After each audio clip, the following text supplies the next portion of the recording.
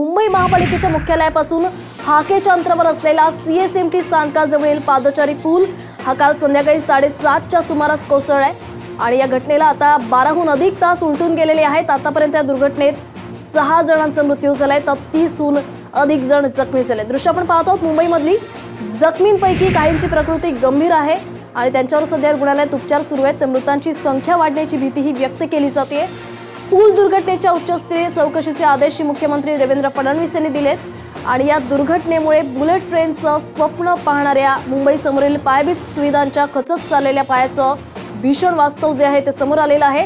Nariman point, Churchgate आणि आसपासच्या परिसरातील कार्यालयामधील नोकरदार मंडळी पूर्व उपनगरात आपल्या घरी जाण्यासाठी सायंकाळी छत्रपती शिवाजी महाराज टर्मिनस स्थानकात येत असतात आणि त्यामुळे या परिसरात नागरिकांची प्रचंड वर्दळ असते। त्याचवेळी या परिसरात वाहनांची गजबज असते। दरम्यान आता मुख्यमंत्री थोड्याच वेळात पूल दुर्घटना जिथे झाली आहे तिथे येणार आहेत आणि या ठिकाणी ते घटनास्थळाची पाहणी करणार असल्याचं देखील समजते। सध्याची मोठी बातमी आपण या ठिकाणी पाहत आहोत। छत्रपती शिवाजी महाराज टर्मिनस रेल्वे स्थानकाबाहेरचा हा पूल आहे आणि काल संध्याकाळच्या सुमारास हा पूल कोसळलेला आहे। संपूर्ण सिमेंटचा स्लॅब या ठिकाणी कोसळला आणि या दुर्घटनेत 6 जणांचा मृत्यू झालेला आहे। या संदर्भातले अपडेट्स आपण घेणार आहोत। आपल्यासोबत आपले प्रतिनिधी वैदे काणेकर। वैदेही, एका दुर्घटनेतून मुंबईकर सावरत नाही, तोच दुसरी दुर्घटनाही घडते आणि काल देखील अशाच प्रकारची दुर्घटना CST स्टेशनजवळ घडलेली आहे। पूल कोसळलाय, 6 जणांचा मृत्यू झालाय। तू स्वतः त्या ठिकाणी आहेस, नेमकी सध्याची इथली परिस्थिती काय? निश्चितच जर आपण बघितलं तर गेल्या 1.5 वर्षामध्ये ही तिसरी घटना आहे। तिसऱ्यांदा ब्रिज संदर्भातला हा अपघात या ठिकाणी बघायला मिळतोय। एल्फिस्टनची चेंगराचेंगरी असू दे, नाहीतर अंधेरीचा ब्रिज असू दे आणि आता CST स्थानकावर खरं तर हा हिमालय ब्रिज जो आहे तो या ठिकाणी कोसळलेला बघायला मिळतोय। याच ब्रिजवरून मोठ्या प्रमाणात मुंबईकर जे आहे ते CSTच्या दिशेला रवाना होतात, अगदी आपल्या कार्यालयाच्या दिशेला देखील रवाना होतात आणि संध्याकाळच्या पीक आवरमध्ये अशा प्रकारची ही दुर्घटना झालेली आहे। आपल्यासोबत काही मुंबईकर आहेत, ताई काय सांगाल? कारण अशा प्रकारे हा अपघात होणं 1.5 वर्षातली ही तिसरी घटना आहे, काय सांगाल? 1.5 वर्षातली तिसरी घटना आहे कारण ह्याला जबाबदार BMC आहे। BMCने आजपर्यंत लक्ष घातलं नसल्यामुळे आज एवढ्या पब्लिकचं मरण झालेलं आहे। जर त्यांनी लक्ष घातलं असतं तर हे एवढा मोठा अपघात झाला नसता। गेल्या वर्षी परेलला अपघात झाला, यावर्षी इथे अपघात झाला। पब्लिक म्हणजे त्यांच्यासाठी एक भातुकलीचा खेळ झालेला आहे BMC साठी।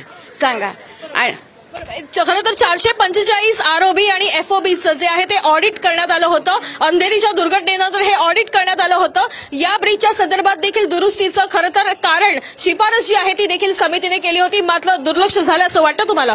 हो, नक्की वाटतं आणि इंजिनिअरिंग पण फॉल्ट वाटतो मला, कारण की जे कन्स्ट्रक्शन मध्ये आता हे खालून प्लेट लावलेले दिसतात ना तुम्हाला, हे चुकीचं काम आहे। इंजिनियर आहे ना, जो इंजिनियरने काम केलेलं असेल ना त्याला काहीच येत नसेल, काहीतरी एक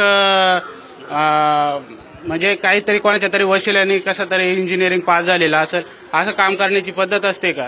हे खालून प्लेटा लावून वेल्डिंगचे हे सपोर्ट दिलेलं आहे, असं सपोर्ट कधी देत नाहीत। असं पुलाचं काम हे एकदम व्यवस्थित आणि ते पण एकदम गर्दीचा पूल आहे हा, म्हणजे जिथं कंटिन्यू तुमची गर्दी असते अशा ठिकाणी असा पूल काय कामाचा? तो आतमध्ये मोठे मोठे IB वाले मोठ्या साईजचा जो पूल आहे तसे पूल पाहिजे या ठिकाणी। आता इथं असं एवढे प्लेट लावलेले आहे, छोटेसे एवढ्या प्लेटवर किती लोक जातात? कामातच गोंधळ आहे। सर काय सांगाल? कारण 35 वर्ष केवळ जुना हा ब्रिज होता, ह्याच्यापेक्षा देखील अनेक जुने ब्रिज मुंबईमध्ये आहेत। केवळ 35 वर्ष जुना असलेला हा ब्रिज अशा पद्धतीने कोसळलाय, चूक कोणाची आहे? चूक स्ट्रक्चर ऑडिट। एल्फिस्टनची घटना झाली, 18 महिने झाले, 18 माणसं आमची मेलीत। त्यानंतर स्ट्रक्चर ऑडिट झाला, ROB FOB सर्व मुंबईच्या सर्व FOB आणि ROBचा स्ट्रक्चर ऑडिट करतायत आणि कसला स्ट्रक्चर ऑडिट करता आम्हाला समजत नाही। 6 महिन्यानंतर गोखले ब्रिज पडला आणि 18 महिन्यानंतर हा ब्रिज पडला। म्हणजे हा ब्रिज म्हणजे की महाप्रबंधक आणि मुंबई महानगरपालिका कमिशनर इथे बसलेत आणि त्यांच्या खाली हा ब्रिज पडतोय, म्हणजे खरंच काहीतरी गडबड आहे, गडबड घोटाळा आहे। आणि मला वाटतं की ह्या संदर्भात संपूर्ण माहिती काढून आणि त्यांच्यावर 302चा केस लावलाच पाहिजे। हे स्ट्रक्चर ऑडिट करतायत ना, हे त्यांच्यावरच झाला पाहिजे। आज तुम्ही या ठिकाणी जातात, अनेक मुंबईकर या ठिकाणी नोकरीच्या निमित्तानं जातात, भीतीचं सावट प्रत्येकाच्या डोक्यावर आहे का या ठिकाणी? हो, नक्की भीती सावट आहे, कारण इथे जर स्ट्रक्चर झालं होतं म्हणतात तर त्याच्या लगेच ऍक्शन का घेतली नाही मॅडम? तर एकूण जर बघितलं तर या ठिकाणी खरं तर ऑडिट करण्यात आलं होतं। ऑडिटच्या माध्यमातून या ठिकाणी दुरुस्तीची शिफारस देखील करण्यात आली होती। मात्र मुंबई महानगरपालिकेच्या अगदी हाकेच्या अंतरावर असलेल्या या हिमालय ब्रिजवर कुठल्याही पद्धतीचं जे आहे ते दुरुस्ती का करण्यात आली नाही, नेमका हा प्रस्ताव कुठे अडकला, हा सवाल देखील या निमित्तानं उपस्थित होतोय। भक्ती, वैद्य, सदर पुलाचं स्ट्रक्चरल ऑडिट झालं होतं, काही किरकोळ दुरुस्ती करण्यास देखील सांगण्यात आलं होतं, मात्र ही दुरुस्ती झाली नाही आणि यात नाहक प्रवाशांचा जो आहे तो जीव गेलेला आहे। याला जबाबदार कोणाला धरायचं? निश्चितच जर आपण बघितलं तर गेल्या काही महिन्यांपूर्वी 445 FOB आणि ROBचं जे आहे ते स्ट्रक्चरल ऑडिट करण्यात आलं होतं आणि त्या ठिकाणी या ब्रिजचं देखील ऑडिट जे आहे ते करण्यात आलं होतं। मात्र खरं तर काहीशी किरकोळ अशी दुरुस्ती खरं तर करण्यात यावी अशी शिफारस या ऑडिटच्या माध्यमातून करण्यात आली होती।